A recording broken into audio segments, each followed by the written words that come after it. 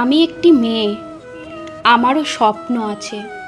আমিও হাসতে চাই, পড়তে চাই, কাজ করতে চাই, নিজের একটা পরিচয় গড়তে চাই।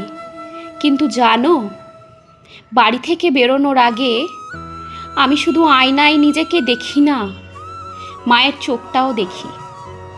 সেই চোখে একটা প্রশ্ন থাকে, ঠিকঠাক ফিরে আসবি তো মা?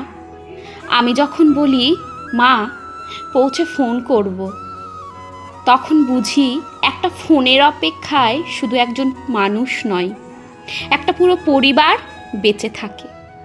আমার চাওয়া খুব বড় কিছু নয়, আমি শুধু চাই যে পথে আমি স্বপ্ন নিয়ে হাঁটি সেই পথেই যেন নিশ্চিন্তে বাড়ি ফিরতে পারি। আমি কোনো বিশেষ সুবিধা চাই না, আমি শুধু সেই অধিকারটা চাই যেটা একজন মানুষ হিসেবে আমার প্রাপ্য। নিরাপদে বাঁচার অধিকার। কারণ আমি শুধু একটা মেয়ে নই, আমি কারো মেয়ে, আমি কারো বোন, আমি কারো স্বপ্ন, কারো পুরো পৃথিবী।